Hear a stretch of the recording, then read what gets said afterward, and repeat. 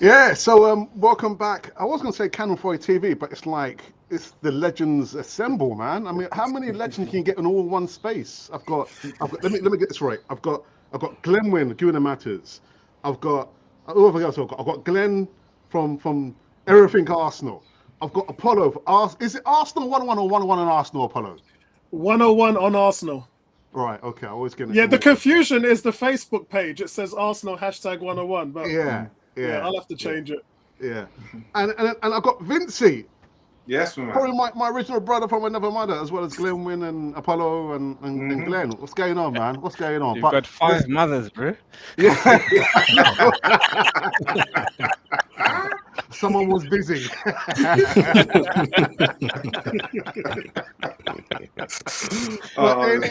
Anyway. So this is going to be a series of collaborations. This is something that we tried to do last year with Apollo and, of course, Glenn. It was last year, wasn't it? It was last year.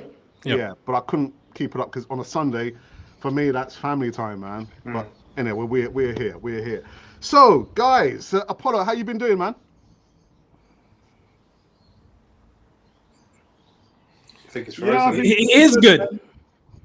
Yeah, been doing good. I'm elated, and as you can see, I'm wearing my favorite Arsenal jersey this season. In the face of the fan.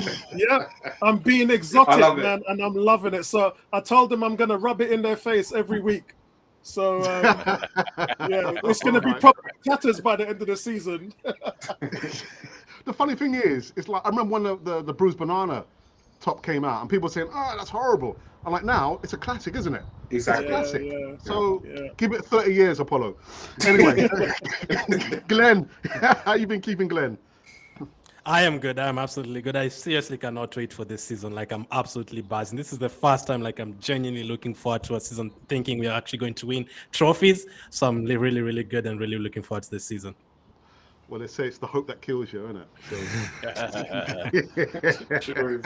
Vincey, brother, finally on Canon 4 TV, man. Finally, man. It's a blessing, man. It's been a while, but you know what? Everything comes at the right time. And as I say, the vibe around the family, the Arsenal family, is like this season, after all the adversity of the past 2 years, something's good on the horizon. So, yeah, man. Great to be on the channel, and good things are around the corner for us all. Yeah. And last but not least, just around the corner in South Africa, Glenn Wynn, brother, what's happening, man? Hey, bro, it's all good, all good. We're happy, we're safe, we're healthy, and that's what counts, bro. Yeah, nice one. So, yeah, we got our first trophy of the season, Apollo. Yeah, you know what? Actually, officially the first domestic trophy. So a lot of people are saying, is it a trophy? Is it not a trophy? It's counted as an official domestic trophy, the first out of 5 in the season. So yeah, we've bagged it, and I'm really happy. I'm kind of happy more with the performance than I am with the result, because the result can tell you different things that can cover over the cracks. But the performance is something that we're definitely going to talk about now, this evening. And that's what I'm really, really, really happy about, just the performance. Okay, good. And Glenn, for you, the game yesterday, Man City, have we gotten over some kind of psychological barrier with Man City now, or...? That's how I feel. That's exactly how I feel. I'm just like Apollo said, it was the performance. Like, for me, I was actually happy with the performance. They scored fast. They looked like they're going to win the game. But I was like, you know what? We actually played well today. So I would take this 1-0 loss, hoping the next one things would change. So even if you had lost the game, I would still have been happy. But obviously, the way we played, we kind of deserved something from that game. And scoring in that last minute, I think, in terms of psychology and everything, in terms of the team, from the manager, they want to say, obviously, we celebrated all that. You have to celebrate that trophy, and it's a win over Man City. They scored only 1 goal against us. We've been worried about our defense, so a lot of positives to take from yesterday. So pretty happy with that performance, and pretty happy. I actually feel like those players, I really want them to win a lot. So really happy for them to start. This is a start. You have to start from somewhere. Absolutely. Last but not least, Cozzy's in the house. Cozzy, brother. You all right, yes, man? Yes, man. Yeah? How you been keeping? Yeah, I'm fine. I'm doing well. How are you guys? Good, We're good, good. Doing good. We're All good, good. man. All They're good. doing good, Very, man. very Nice to see you. Nice to see your old smile. Yeah, We we got have to, a yeah. lot to smile about, brother. We got a Yeah. lot to Yeah, smile. yeah. True. Don't let it fool you, Kazi, because when we lose, we also smile.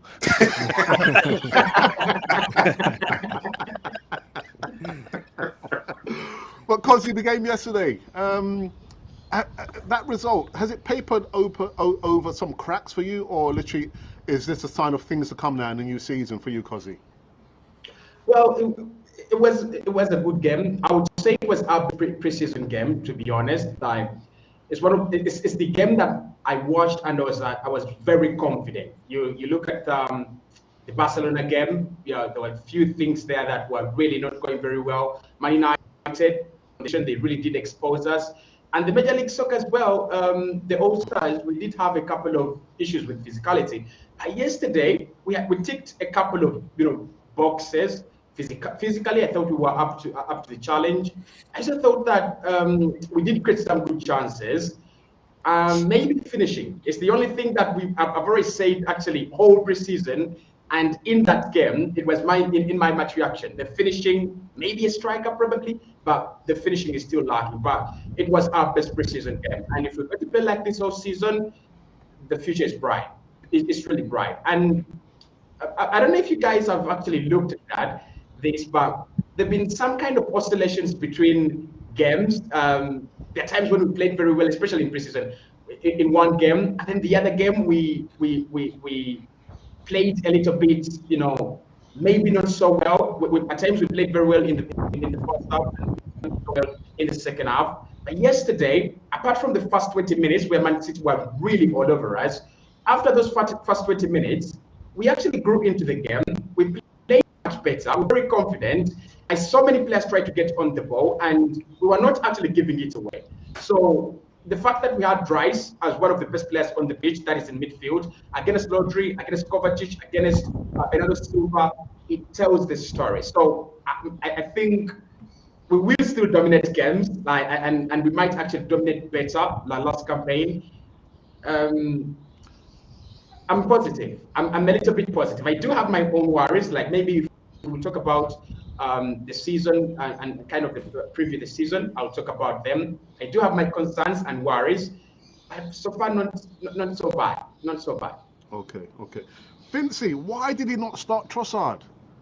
Do you know what? I'm happy he didn't, because I think we all know what Trossard can do, but I think with the issues with Jesus, I understand why he's really got to get Havertz up and running as quick as possible, because I don't think Eddie played a lot in the Emirates Cup, so it made sense to get Havertz in there, get some continuity, because he was struggling in some of the other preseason games with the continuity, and we need to hit the Premiership running. So I don't have a problem with Trossard coming off the bench, because you can see what we needed, somebody with his intensity to come off the bench with Edu, and they got us back into the game. So I'm just hoping that for Forest we can do a number on them, because we haven't done a number on Forest for a few games, so it's not a straightforward victory. So yeah, I've got problems with that. Yeah, I just want to add to that as well. It seems obviously preseason is about tinkering. It's about integrating players. It's about understanding the new roles of certain players. And I think, and I'm with you guys, I wanted Trossard to start because I think he's earned that right in the preseason. But, in hindsight, it's clear that Arteta knows everything he needs to know about Trossard. There isn't anything about Trossard he doesn't know. So that's a done deal. That's a foregone conclusion. He's nailed that in. But what he doesn't understand and what he's working on and what he's still experimenting with are those players like Declan Rice's new role and Karl Havertz to play a role which he hasn't played in 4 years since he was in Bayer Leverkusen. So there's a lot to do with it, and that's you can see clearly he needs more information. He needs more footage on film so that when they get back to London Coney, he can then present more of an understanding of what they're trying to do in this system. Apollo, That's before I probably go the best to explanation for Glenwyn, it. here's a dead question for you. Do you think Arsenal are going to win the Premier League this season? Ooh. I Oh, did. God, you went Listen, no straight out hold with that barred, one. man. We're Not supposed messing to end the about. stream. Yeah, we're supposed to end the stream with that. Okay, That's on the so spot. Eh? right. So before yesterday, I would have said that they had a 75% chance of winning it. After yesterday, I think they've got Wow. a 90% chance Wow. of winning the league, Shoot. and that's the best I can offer for now. And I won't stay long on the subject, but I will say my reasons for that is because we already know that they're a good team. We already know that they can beat anyone in the league except for Man City. And what we haven't seen is them change City with with Arteta's limited experience of only 3 years. He's growing as a manager, and the thing that we haven't seen him do really well is have a plan B for Man City and rotate his players. And I think yesterday we saw signs of Arteta, his growth. And if he continued to do that and overcome Man City, as well as the deficiencies of Man City, which is them losing their captain Gundogan, is going to be huge. Not to mention, Mahrez came on and won 11 games for them last season, and he's gone. So they've got issues to sort out too. I think Arsenal have moved a step ahead. I think Man City maybe have dropped a little, but I don't think they've improved as a team. I think that they'll be there or thereabouts, but I think Arsenal has made a step forward, which quite frankly, I didn't think that they were able to do because I think they were that good last season with not too many weaknesses. But I definitely think after what I've seen that they've taken a step ahead. So I would say at this point now, I'd give them a 90% chance of winning the league, which is good. Wow, that's quite high. Yeah. Wow. I'll probably go for maybe 65. But anyway, we're not going to That's stay on that huge. point. Glenwyn, your thoughts about the Yes. game yesterday, Man City? A psychological barrier overcome? Definitely. I mean, we've said it last year as when we invited Liverpool to Emirates, we won them, and we went to Anfield and we got not easy. We got two good goals in the first half, and then obviously bottled it at the end. But our barrier with Liverpool is broken, and yesterday I saw toe to toe with Man City, even though Gundogan and Mahrez not there, still a huge, perfectly balanced side in City, and we went up for it. I mean, again, the result is not the best. It's not the best view of the game. I feel Arsenal had one on Man City yesterday, purely because again, if you look at the stats, it's 11 to 8 fouls each. Man City 11, Arsenal 8. Rodri, to me, it is a protected fella in that in the Premier League. I mean, I've said it before, and I'll always say it. He had to have a yellow card, irrespective. I mean, we gave as good as we got. So the goals, is fairly a lucky goal for us. The goal for them, it's a brilliant goal from that young Palmer. It also gives you the idea, do they really miss Mares if you see that sort of quality in a goal type of thing, you know what I mean? So from a point of Arsenal, I think Arsenal went toe to toe with them. I think Arsenal had one better than them. And I think Havertz had a decent game because Yeah. he had both Diaz and Stones ganging up on him. So there's one point. I mean, the first attempt on goal was slightly behind him, and he obviously had to turn and try and shoot. Didn't connect well. The second one should have been in. But I see Arsenal topping that game yesterday um, by a little bit of inch. Um, just better than them in the middle of the park, because I mean, if we lose Partey, we are gonna see our backside. I mean, yesterday you could see Partey is very, very, very pivotal for us. He's important player for us. Yes, he make a couple of mistakes still, but we can't lose him. We can't lose him. And I mean, even not even Rice, I think will do the better job than Partey did yesterday. Yeah, But can I say something to back that point up? yeah, I think that what we have to realize is that there's a defensive midfielder position, and Casemiro plays it well, Rodri plays it well, Partey is excellent at it, at protecting the back line. But the system and the tactics that Arsenal works, that number 6 role is different. It is not, in a sense, a defensive midfielder role, because you're being asked to start the attacks. Like, nothing happens with Odegaard and Saka and them guys unless Thomas Partey is in transition. And that's why, if you guys follow my channel, I'd say he's the best transitional player in the Premier League. There's other caveats that players may be better in terms of duels, interceptions, and tackles and whatever. But as far as getting the ball from the back line and bringing it to the forwards, there is no one better. And that is not the staple play of a defensive midfielder. That's not your job. Does that make sense? That's creative. Apollo, if you're saying that Thomas Partey is basically the king, or the person who makes Arsenal or the team click, yes, he cannot play 38 games in the season. Agreed. That's yes, not going to happen. So agreed. I mean, they're fine with that because they have El Nene, who I love. They have Jorginho, who can deliver the ball as well as Partey, if not better. He just can't defend like Partey. So the word we're looking for is Arteta's found himself in a situational type of sort of player roles, and Partey is the best at what he does. And I don't think it's a case where people thought Declan Rice was going to come in here and play the number 6. Going to partner up with him, yeah, because they want him to be like Xhaka. And then what we saw yesterday, that was what his role was, but it was slightly different. There was a bit of tinkering to that role, and we'll probably come on to that later on. But Partey is one of a kind at what he does. Guys, thank you for being very, very patient. And again, it's the back 5. I don't remember Arsenal playing a back 6 in their history. There's 6 of us here. Have you ever played a back 6? There's always a substitute. Let's call you Mikel Arteta. hey, listen, Alex. You know the 3 Musketeers? There was 4. Yeah, it's still 2 of the 3. D'Artagnan.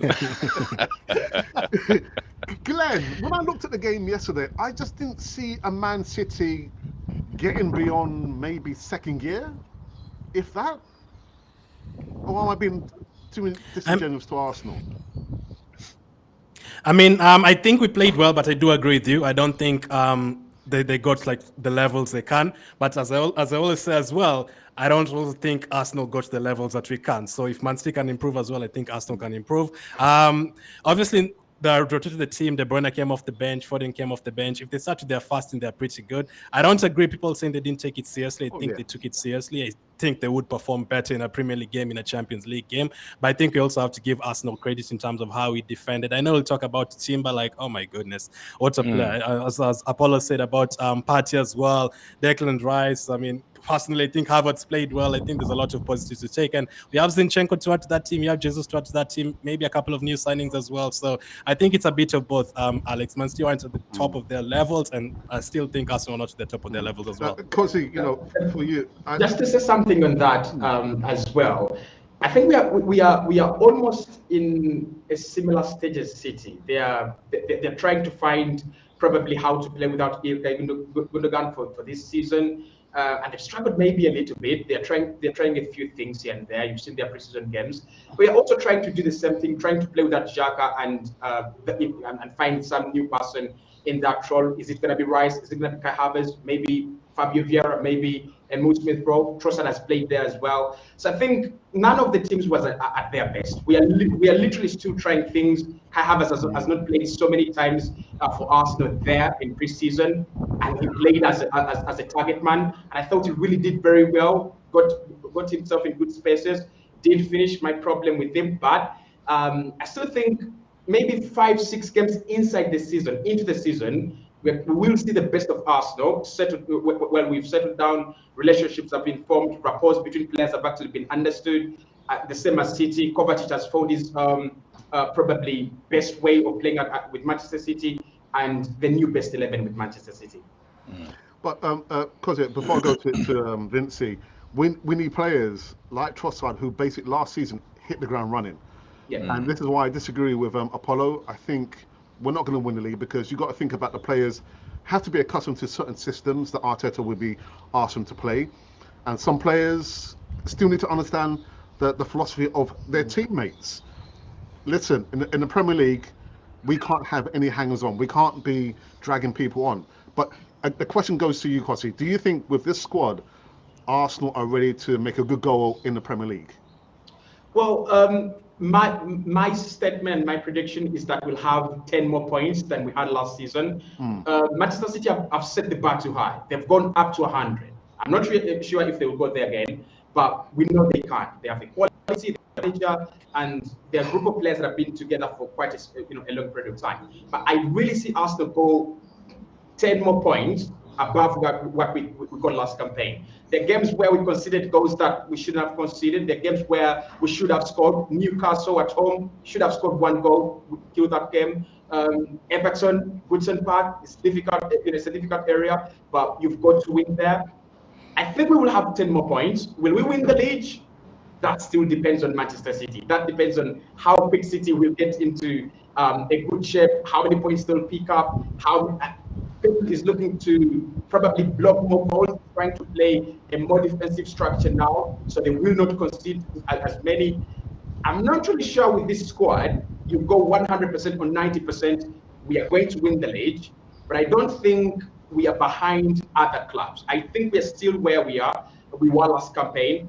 We are a little bit ahead of Man United. We are far ahead of Newcastle, far ahead of Chelsea, who are also, I don't know, in the middle or in the beginning stage of their rebuild.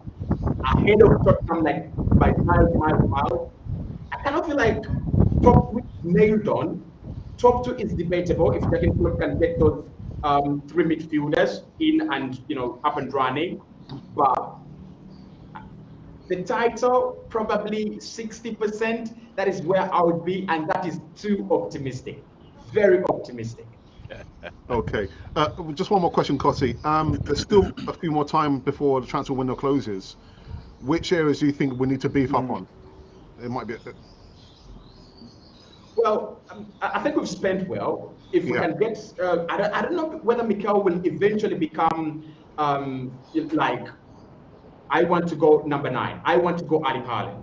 If he's going to do that, then we will need a goal scorer. I think we will need goals. Last campaign, we were really fluid. Our goals came from everywhere. Odegaard, 15. Can you back on him to give you 15 every campaign? Probably yes, probably no. Martinelli, 15. Can he score 15 every campaign? Probably yes, probably no. If you have a dedicated goal scorer, because we create real good chances. With Odegaard, with Trossard, 10 assists ever since he came in, right? I think half season. You're sure you will create chances, but we are not sure we will actually finish those chances, and that's what Manchester City have actually solved by signing Haaland. So for me, a player like maybe look, I don't like the way Dusan Vlahovic treated us and his agent.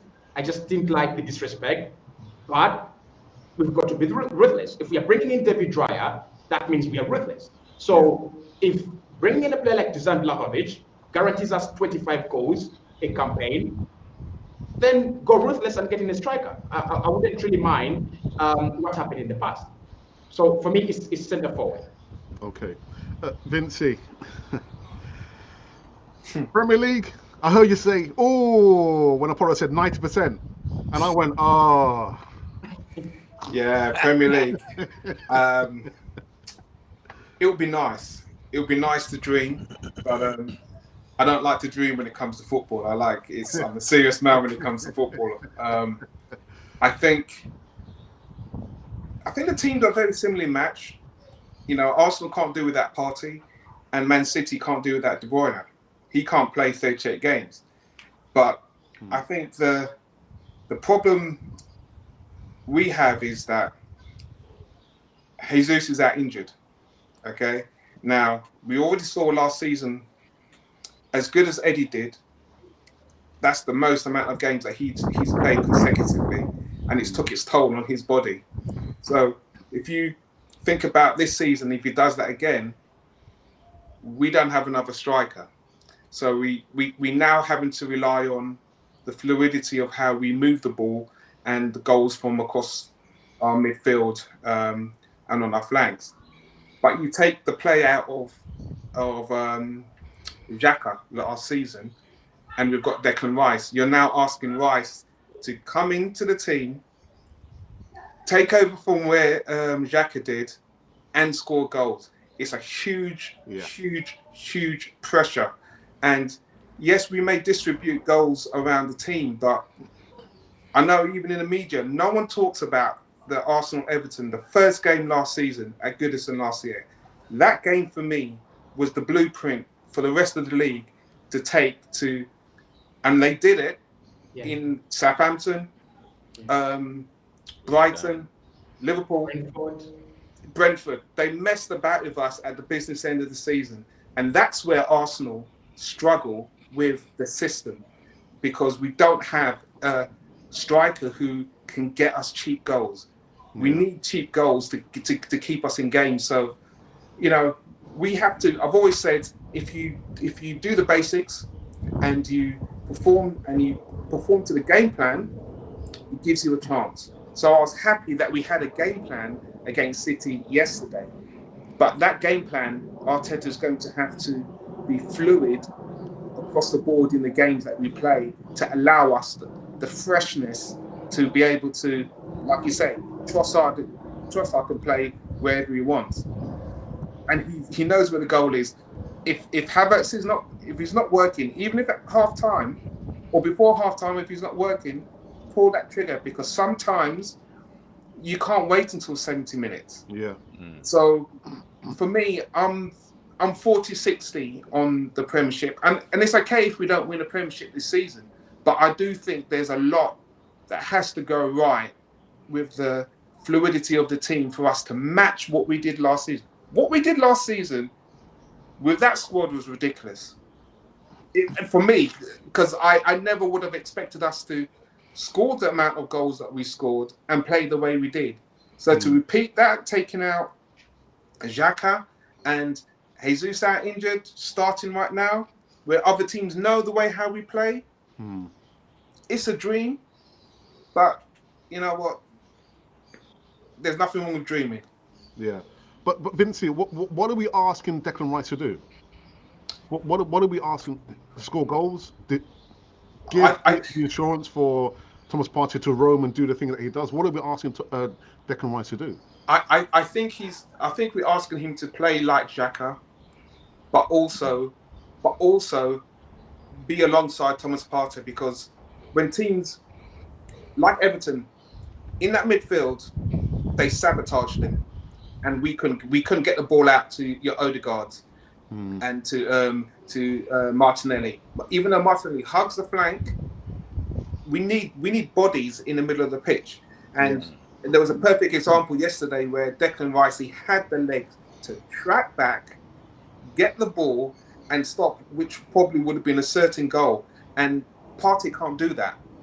So I think in that situation, I would actually prefer Partey to be playing at times ahead of Rice, because Partey's more of an attack. He's got, let's be honest, Declan Rice is a defender. He's a centre back who can play in midfield and has got some exceptional ball skills. But Partey, he can play that link-up play from defence, but he's also has a good eye for goal. So in transition, I'm hoping that we're going to see more goals from Partey, because if that pressure is on Declan Rice as a new striker, as a new midfielder, to score those goals, that's a big ask for the player that played for West Ham to come into this Arsenal team to do that. So, Arteta's got a lot to do with the formation. I've always said this is my biggest concern. I believe we should have two in the middle. And with Rice, I just think it's a work in progress this year, because it's a lot to ask. Yeah. Glenn, do you want me to add to that? Because can you hold? Yeah, just hold it. Glenn Wynn. Yeah, Glenn Wynn. Yes. Yeah, look, for me, there's still a lot to do, especially when it comes to the middle three, Partey, Rice, and Odegaard. So if you play Partey in the Xhaka role, not Partey, Rice in the Xhaka role, you ask a lot of him because Xhaka has scored what 7, 8 goals last season from that position.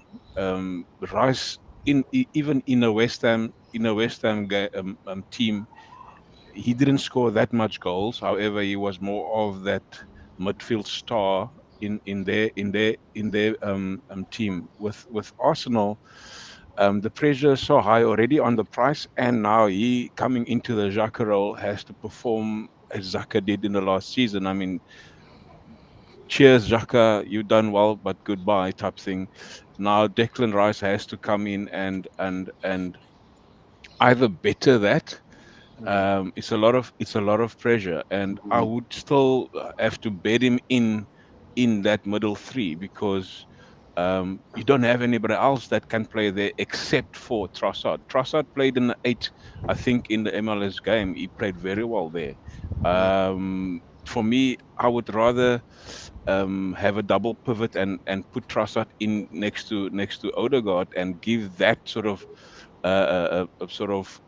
idea, whereas your two sucker left and right wingers come in and both of those two, one's maybe staying behind and Trossard per se go into the 9 role. So there's a lot of factors that you can take in because especially with Trossard being such a versatile player, you can use him for any role in that midfield up to the front. I mean, he doesn't have the legs to track back like Rice might have, but he will give you those goals. He will give you those options.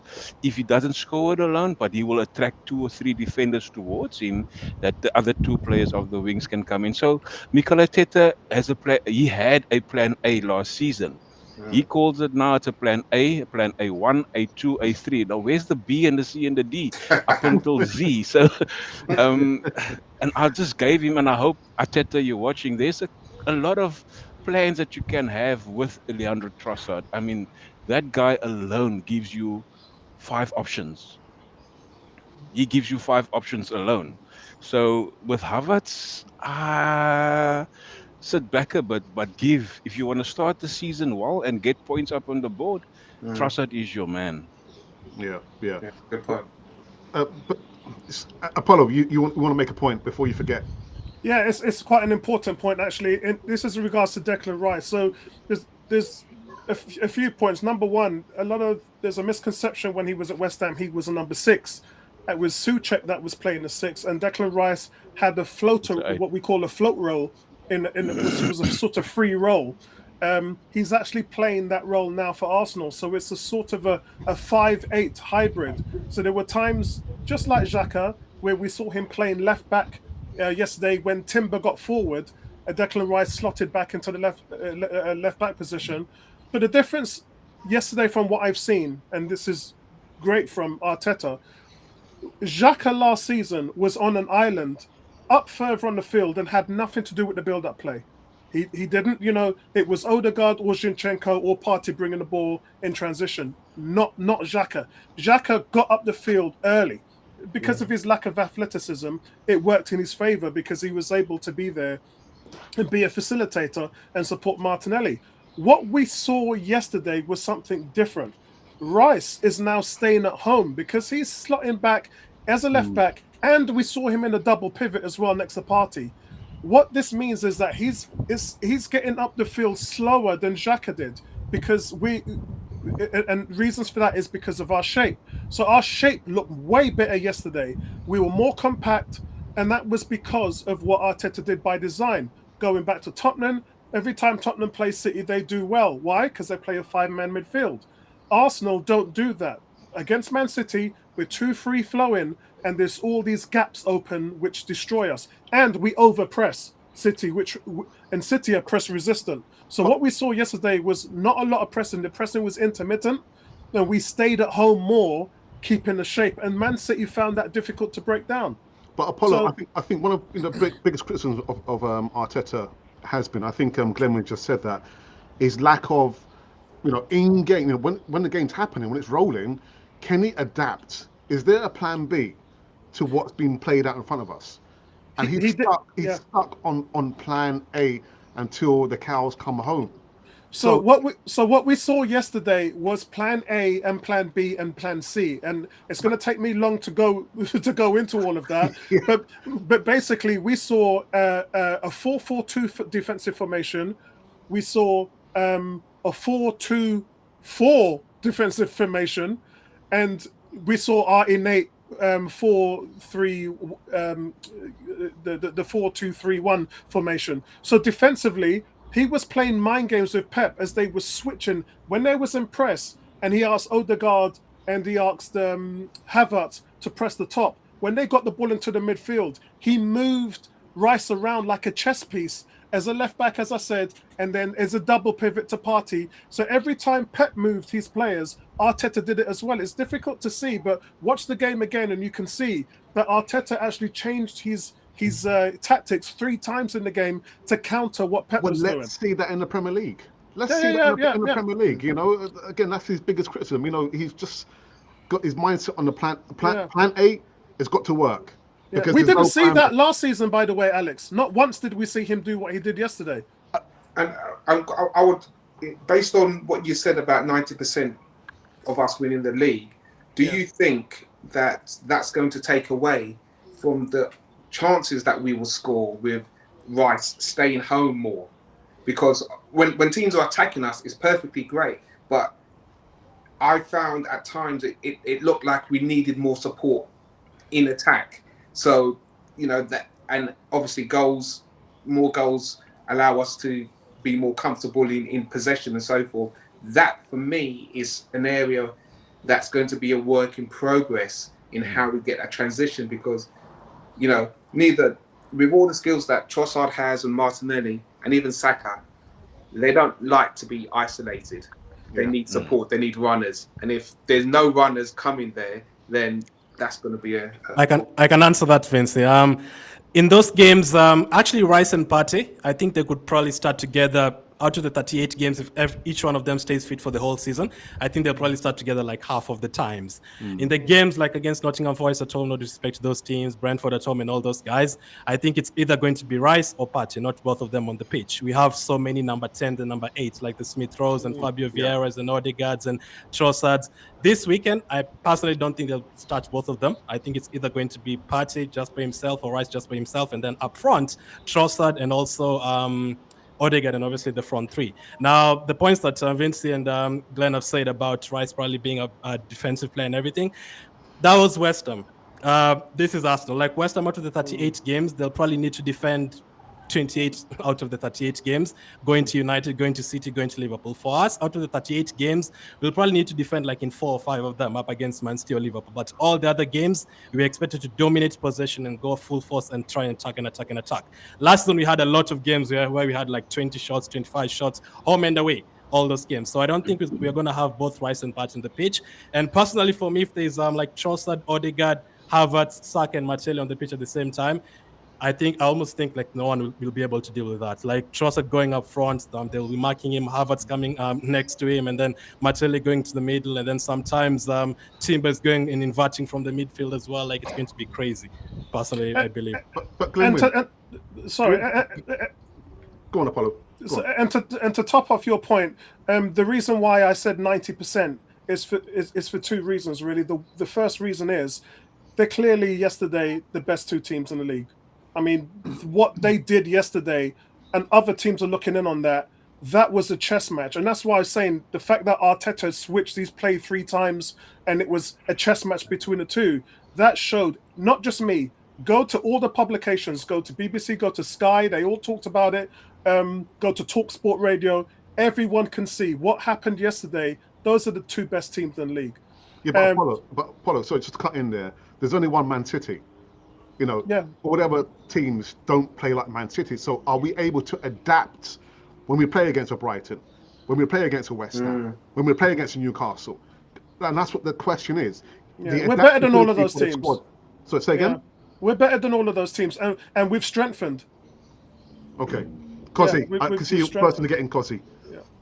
What I wanted to say about Rice, first and foremost, is I remember reading an article from The Athletic when we signed him, and they said if for Mikel Arteta it was either Rice or no one. So literally for phase 4, which he actually he goes phase 4, it was Declan Rice. It was about Declan Rice, and the reason they actually put forward was he sees him as a player who's got a lot of energy and a lot of ability to cover for both Martin Odegaard and Kai Havertz. So I still expect Kai Havertz to play still on that left-hand side in the number 8, where Xhaka is. He's looking for that kind of Thomas Muller, Rome Toita, just ghost into space, float into space, arrive into the penalty. If we had had a striker yesterday, I think Kai Havertz would have scored. I think if the attention was not on him, he would have scored because he really understands space. The way he enters into the penalty area, the way he arrives into the penalty area, unnoticed, it is something that I think all the goals he scored in pre-season, the one against Barca, I loved it because Martin Odegaard is going to hit that ball, and any other player would definitely go for the same ball because he's taller than Odegaard. But he just gives himself an inch, and when Odegaard doesn't get the ball on, he gets it on target, but not enough power. He's there to finish. So I still think, like Glenn has said, Rice and Partey won't play so many games together. Probably Anfield away, probably Etihad away. That's when we will see both of them maybe play together. But I still expect Rice to be that kind of guy that just supports Odegaard and Havertz because he's got the ability to do that. And then maybe also about adoption, I kind of feel like we were so much better than so many teams last campaign. Actually, when we went to Liverpool, I don't know what really happened. I think it was more of psychological rather than not being good enough at the Anfield. It's just something when we play. Maybe when we played Brighton, it was a little bit better. I kind of feel like Brighton really were good against us in the second leg. But many of the questions we had were mental, were psychological. We were so much better than many teams. So I kind of feel like we will dominate games. There's no question about that. We will be much better. I've actually predicted Kai Havertz to be our top scorer this season. For the reasons that Wow. He'll score goals. He'll score goals, definitely. It's what I think. He really underscores his XG. He matters his XG, and we have so many players that do that in this Arsenal side. They need to improve. But because I think that is the way we set up, we've set him up to score. I really think he will score a couple of goals, like so many goals this season. But I just want to talk about Rice and the adaptation. I think we just need to do what we did last campaign, be a little bit better, score our goals, turn up when it matters. We will be all right. We will be all right. Sorry, Cozy. I was going to ask you just very, very quick question. Fabio Vieira, should he be coming in before an Emil Smith Rowe? Well, Mikel has already said that it depends on how a player is fighting for their place. I kind of agree to some point. I kind of disagree to some point because if it's about fighting for your place, Reece Nelson last campaign should have had so many times when he came on because he had literally proven that he's reliable when he comes on. He was direct and he would give us something different. Should Fabio Vieira come onto the pitch before Emil Smith Rowe? In my opinion, no. I think Emil Smith Rowe is the player that has given us that solid season. I've seen he's tested, and when we needed him, he actually delivered. I love Fabio Vieira. Like, he's one of the players I really love at Arsenal, and I predicted he's going to be our most improved player this season. Last season it was Xhaka. This one it will be Fabio Vieira. I think Mikel Arteta is trying to understand. He's starting to understand what Fabio is all about. He doesn't want to be your Odegaard. He doesn't want to be your Emil Smith Rowe. He doesn't want to be in that mix of the midfield, your number 10, your number 8. He literally plays out wide. He wants to be out there wide, where he can watch all the action, where he can pick up those, crosses, half into the pitch. And it's not yet there yet. I don't know why he's actually taking so long. but I know he will come around. I said he's our Bernardo Silva, and I see him as my Bernardo Silva. If we keep on giving him those chances, he will come good. But for me, Emil Smith-Rowe, as a player, I don't think I don't think he's falling behind, and I don't think people. I agree with people who say sell him. His place has been overtaken by Trossard and Gabriel Martinelli. He's this and that. I kind of feel like he's got a lot of potential. He can play in that state. He can play on that left hand side, just like Fabio Vieira. He loves drifting out wide and doing his business from there. It will depend on the manager. If he sees that Emil Smith-Rowe is pushing enough, he had a very good campaign with the Euros under 21s, where I thought Mikel should have picked from there. Again, in pre-season, it looks like Fabio Vieira is impressing. So for me, I still like the competition. I do love the competition. Last campaign, we were crying about if Saka comes on, if Saka is having a harsh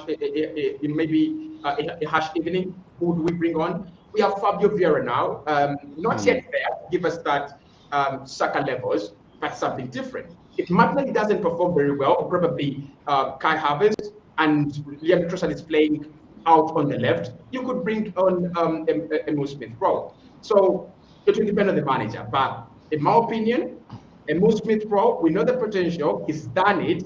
He's got double figures in a single campaign. In a campaign where we're actually not that good, where we didn't have all this quality, we've got to trust him. I do trust him. Right, Kosi, I hope you realise we are recording this. So I haven't. No, I know I've made some hilarious texts. I know some of those texts will sound hilarious, but trust me, one of those two, Fabio Vieira being our most improved player and Kai Havertz being our top scorer, one of those is going to come true, if not both of them. I agree, Alex. I actually agree. If Havertz was guaranteed to play 38 games, I think he would be our top scorer. It's just because he won't play 38 games, but I still imagine he will get 10 goals and 10 assists in all competitions. And the fact that you had to ask that question about Smith and Fabio Vieira makes me so happy. Meaning that we actually don't know what is going to happen, who's going to come on and where they're going to come on. Makes me so happy. Fabio Vieira can come on the right, Havertz can come on as a number 10, Smith-Rowe can come on the left. Makes me so happy that we can't predict who's going to come on. The opposition teams cannot as well. Yeah. I'm so glad you said that, Glenn. Actually, Alex, last season, if Granit Xhaka was Robert Lewandowski, he could have scored 50 goals because he really understood the role of floating into space and arriving into the penalty area. He didn't understand the finishing. If he had understood the finishing as part of the job, like he would be immense. He would have been really immense. Having said that, Kosi, sorry, Alex, I just want to add on to that is that if Rice and Havertz understands, I mean, you can see Timber already understands what is expected of him. You can see it in his play. If Havertz and Rice understands what the manager wants, they can flourish in any position, even in the best position that he sees them, other than what we see. The thing for Havertz, he needs to show more energy. He has not that energy that we've seen at Leipzig in Germany. He's not showing that much of energy. I feel Fabio Vieira should not be ahead of ESR purely because he needs a bit of stake. He needs to put on a bit of because I think it was against, what game was it? Against Barcelona, I'm sure. Can't remember. He came on the right-hand side and he won the duel, but he pulled out. So he needs to be confident in himself. He needs to go in like Saka did last night with Akanji. He take him out. And if Vieira is going to play in that position as a right winger, which I doubt he can battle Saka for, he has to be confident in his ability. But also he needs to go to the gym. He needs to put on a bit of muscle. He needs to get a bit of steak in his bum. And for Smith-Rowe, he needs to lose a bit of weight a bit. I mean, Alex, you said it before. He needs to lose a bit of weight. We don't need a striker. We need a dietitian.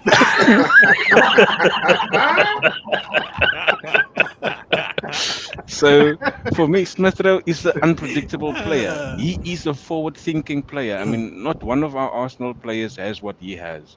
He has that ability to change an defensive game into an attacking game, and that is what we have not had last season without Smith Rowe. Xhaka, yes, it was Xhaka, but Smith Rowe is that game changer if he's fit and if he's on his game. So again, like you say, Glenn, it is a huge, and it's a good problem for Mikel to have because he's not sure what he's going to do in transition at most, especially in the lower end games, because your big games, you already know what you can see what he's going to do, but with your Lutons, with your Burnleys, and your almost at Southampton, your West Hams, those type of games, he needs to understand what is he going to do with these new players in transition with the old. Vincey, before I go into a live chat, I'll give you. You want to say anything before we go into a live chat, Vincey? No, I mean, I'm just pleased that Smith Rowe's back playing because he's got the talent, he's got the goals from that season. I just the thing with Vieira and Smith Rowe is about fitness. Teams are going to be coming at us, and they've really got to be physically at it. Not just one game and you don't see them for 3 or 4 and then come back. They need to have runs of games. And I think, again, it goes back to, if we take our chances, Vieira and Smith Rowe will get more minutes during games where Arteta's going to allow them to play, and that's going to help us because we need a squad this year. I don't believe that the 14 can allow us to challenge for on all fronts in the tournaments. We need a squad. Yeah, Glenwyn. Before you go to the live chat, we haven't had the squad to rotate more, but do you think the stubbornness of Mikel Arteta is going to allow him to rotate quite more often now? I think he's asked himself questions as well as everybody else, and we have started to see some change in what he's doing. And you cannot win the league by playing guys 36, 37 games in a season, which is what we've been doing. I went through this before, talked to Alex about it in the chats and Vincey. If Man City on average plays 24 to 26 games a season, those are those Man City's players, and we overplay our players too much. But I think the point, I wanted to say my point in regards to Smith Rowe and Fabio Vieira. All of you guys said no, and I said yes. And the reason for that is because of what Glenn said. Glenn hit the nail on the head. You can actually play both because the number 8 role acquires you to defend, which Fabio Vieira can't do. But yet the number 10 role provides you to be a creator, which Smith Rowe is not the greatest at. And we've seen Smith Rowe relieve the duties of Martin Odegaard, and every time he's come on in at number 10, he's not been a creator. He's more of a number 8, more of an Aaron Ramsey type of guy who would run into the box late and finish. And so the number 8 role suits him best. In the preseason, when we played Barcelona, there was a Barcelona attack on the right hand side, and they were crossing the ball in to one of their players to score. And Smith Rowe sticks out his right legs. He done a Xhaka. He came all the way back 60 yards and put the ball out for a corner. And it was like, where did that come from? But because he's learning the role in terms of how to attack, how to defend, and he's got the body to do it. Whereas Vieira is a number 10. He should be in relief of Martin Odegaard, and that's where I see his role. Vieira, guys, we can't downplay how much of a creative talent he is. He's a very good talent, but he just hasn't had the time to prove it. All right, Kosi, do you want to say something, Kosi? No? Kosi, you want to say something? No. Yeah. I wanted to say something about Vieira. I think I'm one of the people who actually misprofiled him. I thought when we signed him, it was going to be like kind of Martin Odegaard. I kind of felt like it was going to be that kind of traditional number 10. But I think football has become different, and I look at back and I look at Gavi. I don't like Gavi, and I support Spain and have my own reasons. But I look at Gavi and I look at Fabio Vieira. If you play them wide and they are literally kind of inverting into midfield, you get the best out of them. They are so good, they're so creative. And I kind of disagree as well with people who say they have to go to the gym. I don't know if I watch a lot of Spanish football where people are literally just like small, and they use a lot of their brains. I kind of feel like we need that profile. I want to ask you guys, do you think we need that kind of different profile of a player? Rice is there, Partey is there, and they're physical and they're big. Do we need that kind of profile? Someone who can literally squeeze into spaces, someone who can just rely on his brain 100%. If it's not his brain, it's not working. Do we need that kind of profile? Yeah. I think his brain is something that we need. The problem is in the Premiership, the opponents will kick your brain. They will kick lumps out of you, and that's the problem. Where we've got a history of it at Arsenal. Talented players who are littered with injuries, and don't get the protection. And we've seen even with Smith Rowe, he struggles with injury, and he can get up and down, he can score goals, but he struggles. So physically, it's not just about bulk; it's about being able to withstand the challenge, and the physical demands of the Premiership and the games. I mean, I love the technical ability. I'm a technical player when I played the game, so I love what Vieira can do. And Apollo's right; he can play that number 10. But even in that number 10 role, you see the way how Odegaard has had to grow in how he protects himself, and he's not afraid to put himself into challenges, and he gets stuck in. I'm not sure if Vieira's at that stage yet, and this is something where that will, if he does that, we'll see that technical ability, because he can. That left foot is beautiful. Yeah. He's a Bruno Fernandes. That's what he is. Yeah, that's who he is. It's something I wanted to ask you guys, because I remember Silva at Manchester City. Yeah, he reminds me of Silva. The small Silva, not David Silva. Yeah. And he wasn't the most of physical players. He was very press resistant. Even Bernardo, by the way, very press resistant. I kind of feel like if Fabio Vieira can just add that to his game, maybe not very physical, but can he be that press resistant? Probably be quicker in decision making, because he's not that fast as a player. But he's very clever. He's very intelligent. If he can be quicker, move the ball a little bit quicker, find that clever pass a little bit quicker. We've always seen those, glimpses of him. The Aston Villa game 4-2, that pass to Martinelli. He's very aware. He's very able to make those passes. I just kind of feel like he just needs to be press resistant. If he can be that, he'll be much better. Give himself space, probably not go players 1v1 with players, because you can't do that. You're not Saka, right? I just feel he's gonna come good.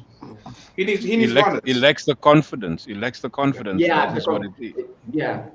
If he has the ability, if we as fans sees the ability in him, why doesn't he see it himself? So he needs an arm around his neck and say, my boy, you know what you can do.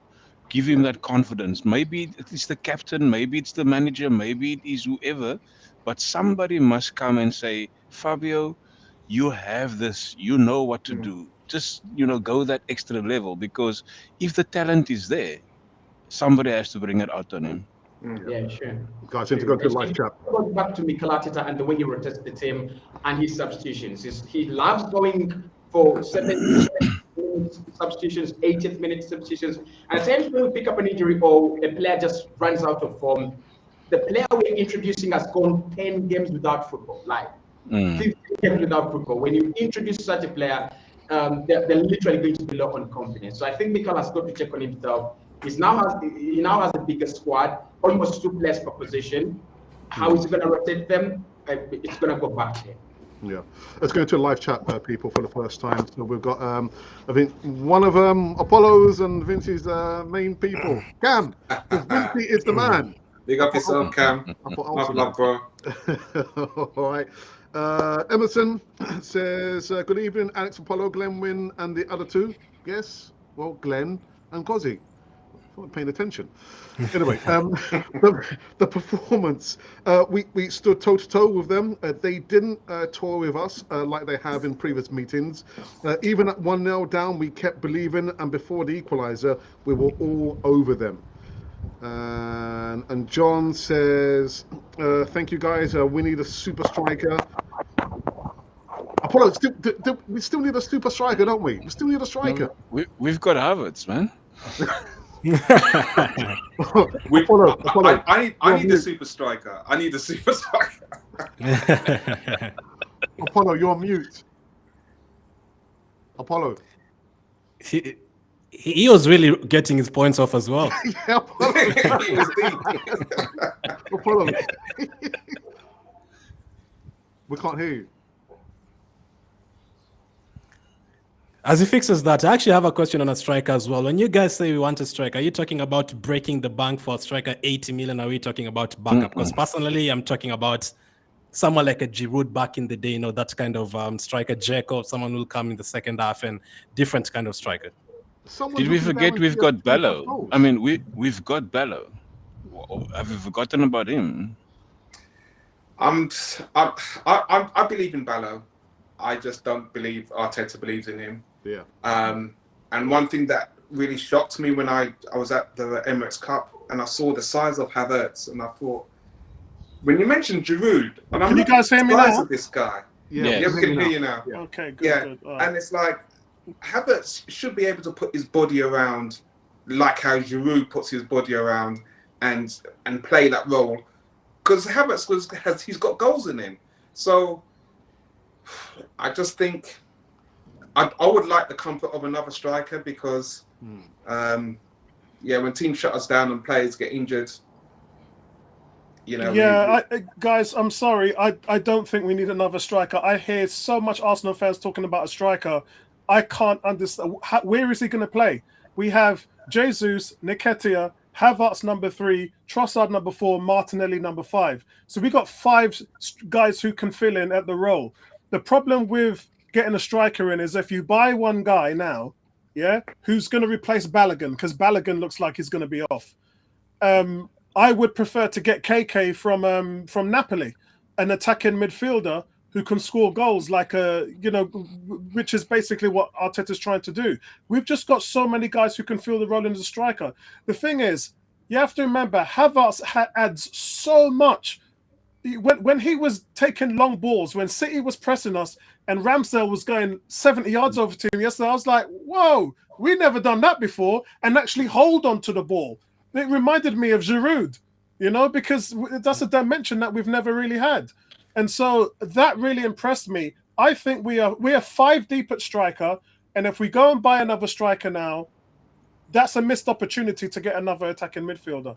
Go on, Vincey. When you say you'll be 5 deep at striker, some of those players are actually are subs for a Martinelli or are subs for Saka. Oh, yeah, I know. So you've got to factor in injuries, factor in the tournaments that we're playing, because if you're thinking about Champions League. Oh, I thought about that. And the thing is, Vincey, one of my choices, Trossard, replaced Danny Welbeck for 9 games at Brighton and scored 7 goals, including a hat-trick at Anfield. The other guy, Havertz, won the Champions League with Chelsea playing as a striker. So it's not like they can't do a job. They can do a job. And we're talking about, guys, remember, we're talking about someone in relief of Jesus. Like when Jesus is back, he's a lock. He's in there. Yeah, he's going to play. The difference, what we're talking about by saying let's buy a striker, is we're talking about someone in relief, because I do believe, regardless of anybody coming in, they're not going to replace Jesus. They're just not. And also system-wise as well. I don't think that's the system we play. We don't really look for a focal striker or focal points. We look for rotation, like that forward line rotates throughout the game. And everyone wants Osimhen, everyone wants Kane. I'd love Osimhen at Arsenal 100%, but in terms of system as well and breaking the bank for him, I don't think he fits into our system. And why Glenn's right is because the system we have now is Jesus drops really deep into the midfield. When he does that, it gives Kai Havertz the ability to shoot. As a number 8, he then becomes the number 9. This system, guys, is very complex. It's very versatile. A lot of players can do a lot of jobs, play a lot of roles. And I talked about the double pivot that Rice has, left back, centre midfield, and number 8. That's his job, and that's why he comes on television, Declan Rice, and says, this system is really complicated. It's going to take me a little bit of time to get it down, because it is very complex. And this is why I'm talking about the striker situation. It will allow Jesus to come and drop deep, help the midfield win the ball, and then by that time, you're going to see Havertz to shoot, and then he then becomes the main guy. But do you know what? Just in regards to Jesus dropping back, I found last season there was opportunities where we didn't need him to be dropping back. You know, this is a problem where, you know, he puts so much on his body by dropping back, and he doesn't score enough goals for what his ability has. Yeah. So, you know, this is where fans, for me, say we need a striker, because if you look at a striker, how many goals is a striker going to get? We all said in our forum last season, 18 goals. Yeah. Jesus has never scored 18 goals in a Premiership season. Yeah. But Jesus, and I'm not sure whether you guys know, mind you, you're true Arsenal fans, so you probably do know this. Jesus is ranked in the top 10 Premier League all time for goals and assists per 90 minutes. Not a lot of Arsenal fans actually know that. Jesus is one of the most top 10 productive strikers per 90 minutes in history. And not a lot of Arsenal fans know that. He does a job in there, I will find the thing. When I find it, I'll probably get it for the next show that we do, and we can revisit it. But per 90 minutes, he's up there in the top 10 Premier League history. And when I I did the show with Neomis last week, Tuesday, and we looked back at what he did every year, how many games he played, and how many goals and assists. I think this is the assists that we have to talk about. He's such a creative player. And when you combine the goals and assists, he is hugely crazy. There was one season at Man City, he played 44 games and was involved in like 36 goals and assists. I mean, that is bonkers. That is Alexis Sanchez type numbers. That's you know, it's this combination of play which you know you're going to get from him. And also, guys, something which I have to tell you guys in terms of, you're saying, you know, he might not be the right choice. He might not be. We have to do this at striker. No, we don't. Because last year, we broke a franchise records for goals scored. That team last year, which played with Eddie and Jesus as a striker, scored 88 goals. No Arsenal team in history has ever scored that much. So there is not a lot of changes that need to be made there, which is why I'm saying get another attacking midfielder in. Coty. Well, I agree with you when you say get another attacking midfielder in. I think what you're trying to do here is literally what Liverpool did, because they had Roberto Firmino, and it was so vital to the way they played, and it was so good in terms of dropping deep. So they had a player in Mo Salah who could average 35 goals a campaign. So I kind of feel like you're right. If Arsenal are going to stick with Jesus, if we're going to stick with him because he's so good and he's one of the best players to do what he does, then we've got to ask more. We've got to ask Saka to double his goals, or Martinelli to double his goals, or we've got to bring in a player who can actually give you those crazy numbers, because you will eventually need them.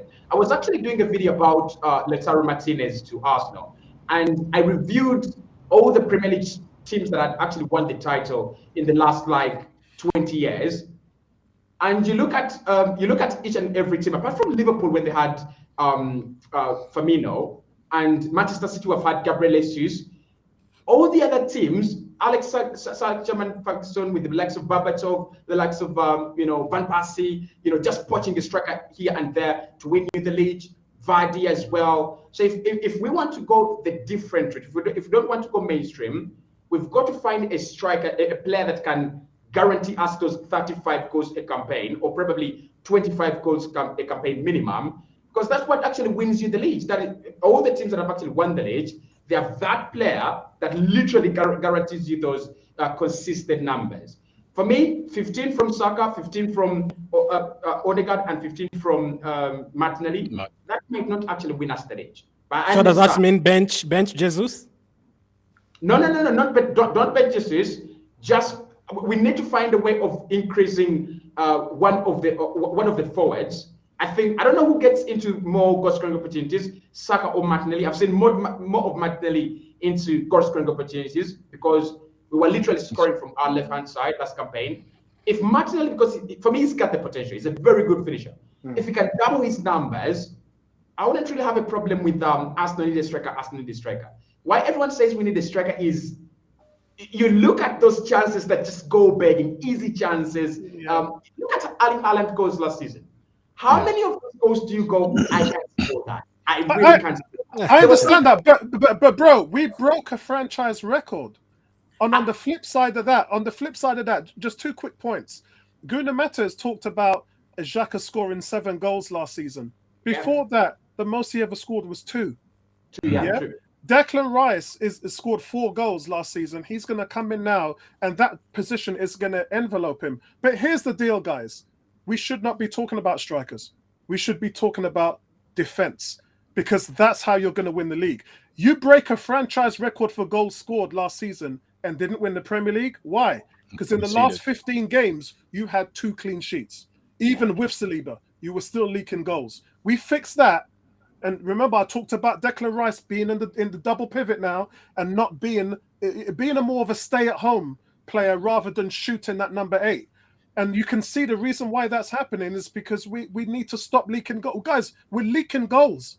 We're leaking, and you ain't going to win the league if you're letting in goals. So are you saying that you're envisaging us winning games 2-1, 3-1 maximum? Because last season we scored 5 quite a few times, 4 quite a few times.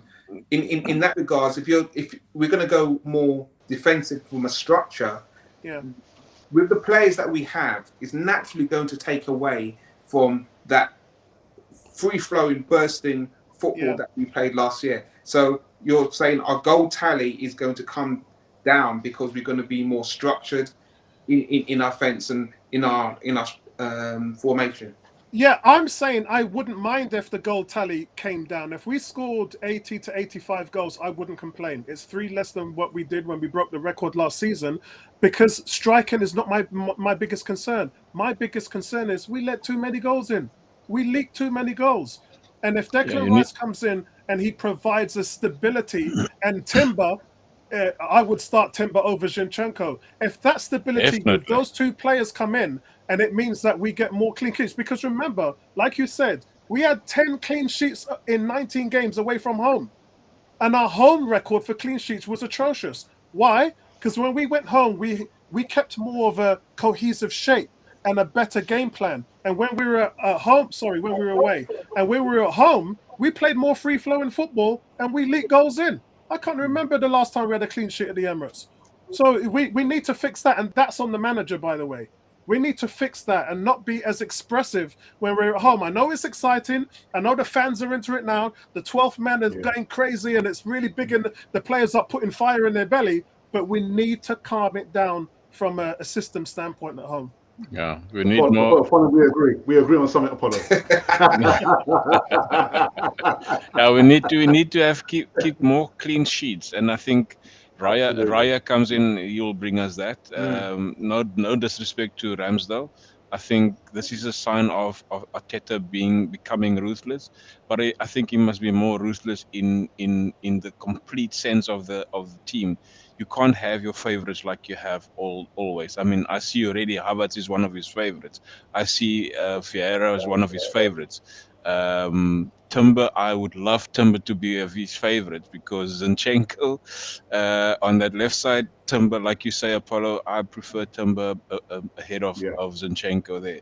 So Arteta needs to have a balance in the fact of how we're going to keep clean sheets at home. Or not just at home, but clean sheets in general. Yeah. You know, guys, our time is come to an end. I've been told to end the live stream, actually. By the way. Hey, Alex, you should do what I do and put a padlock on the door. Is she a Tottenham fan? Is she not enjoying this good Arsenal content? Oh, God. But you know what? We're going to have to do this. I mean, I'm thinking to do this collaboration once a month, but I think there's a lot in this one to extend and maybe do the next one a lot sooner than we first thought. But listen, Vincey, Cozy, Glenwyn, Apollo, guys, it's been an absolute blast to have everyone together. The legends assembled, man. It's been wonderful. Just one more question. I don't think we probably covered. I think Cozzy has actually told us that he reckons Kai Havertz, top scorer. It's been recorded. But Vincey, for you, who do you think is going to be the surprise package for Arsenal? You think coming this new season? Well, I was actually going to say Havertz, but I'm going to go No, seriously because that's the only reason. That's the only reason I can see why we spend that money on him. Yeah. The only reason why. But I love what my client does, Martinelli. I'm a huge fan of him, and if he can go to the next level, I'll be made up. So. Yeah, I think it's going to be Trossard. I think Trossard's going to be top scorer. That guy's talk sense. Yeah, he's talking sense. And for you, Glenwyn, Trossard is my man. I mean, I can't drive. You know what? You of all people know that ESR is my boy. I love that boy. But Trossard, he's going to be the surprise package this season for me because. Doing what he did in the off season, there's no way that he can double that or even better that in a full season. He's going to be the surprise package, given again the favorites of Arteta. Havertz is obviously ahead of him in that, but Trossard is my man. Yeah, Apollo, for you, man. Yeah, as I said, it's Trossard. It's Trossard, man. They have to find a way to get this guy on the field. When he came in January, he had 10 assists in 10 games for Arsenal, and we benched him. And like I said, he scored 1 goal for us, but he had 7 goals for Brighton. So considering last season, as a creative player, he had 12 assists and 8 goals in last season. He's talented, man. That's Santi Cazorla type numbers. Alex. But I thought you were going to say Declan Rice. He spent £105 million. Yeah. What are we expecting from Declan Rice? I'm expecting he's got to find his feet into that. It's going to be tough for him because he's got to be quick. Yeah, he's got to be quick. Yeah. Because the thing is, you have to remember, he's been leading the league in duels won, passes intercepted, all those stats for 3 years. And we're asking him now to do something different. So it's going to be a translation. I just want him to fit in and make himself accountable. I wasn't Xhaka's biggest fan, and Xhaka was athletically challenged. He wasn't the most gifted athletic player. He didn't get beyond the line. His movement was poor. But defensively, Xhaka put in a shift. And so we know Declan Rice can do that, and he has so much more skills than Xhaka does. So he'll be fine, guys. He'll be fine. Yeah. Okay.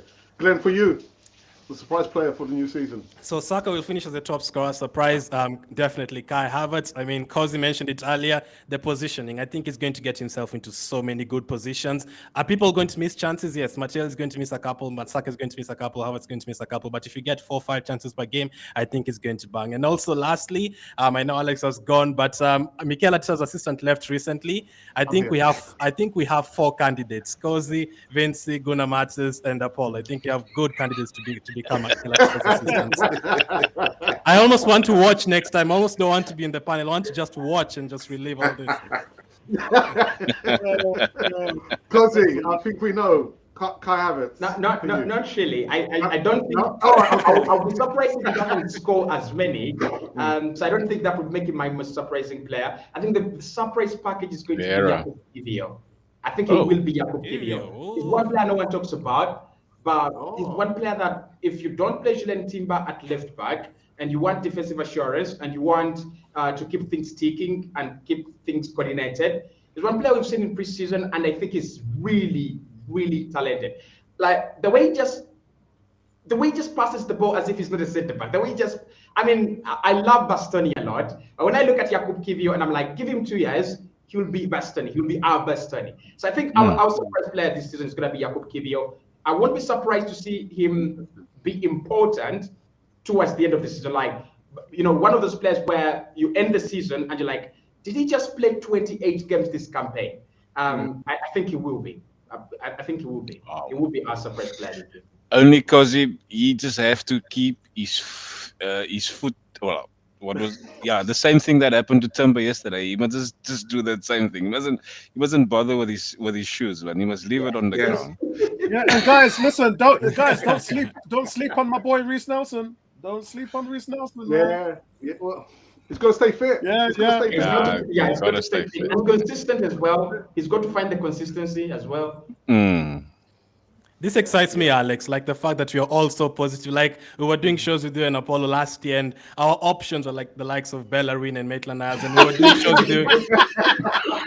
And like back in 2019, Alex, when I came to the show, like our options were terrible. So the fact that you're talking about Trossard, Martinelli, Kivia, like 22 good players, it excites me. I cannot wait for next season. Yeah. Brilliant. Amen to that. On that note, guys, we've come to an end on the first back 5 or back 6 podcast. Guys, it's been an absolute blast. So let's make sure we do this again sometime. Vincey, nice one, brother. Blessings, man. Blessings. Yeah, wicked. Excellent. And Kozzy, yeah, man, finally got onto the channel, man. Yeah, man. It's good to see you, man. It's good to see you guys. I appreciate it. Always a pleasure to be among the faithful, man. Yeah, and Apollo, do you not have any other away top you could have worn, man? Nah, this is, I'm gonna. Hey, by the time the end of the season comes, this is gonna be torn. It's gonna be having rags coming off it. Yeah, man, I'm gonna bleed this thing out, man. Yeah. I will not buy that kit. I've got it. I love it. I don't know.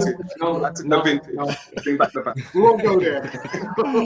Guys, so this has been the Back 5 podcast. You know, make sure that you, I don't know, maybe check us out on a I think maybe another one this month. We'll yeah. 2 a month. I'm up for that, man. 2 a month. Yeah. But make sure you subscribe to Gooner Matters. That's Glenwyn, somewhere over here.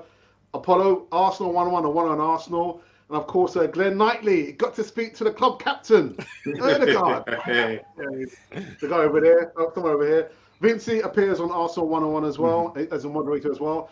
And of course, the last man in the house, wonderful content creators. So, guys, thank you very much. And this has been Canon Fodder collaboration. I don't know, the channels for Arsenal fans, literally all over this world. Blessings.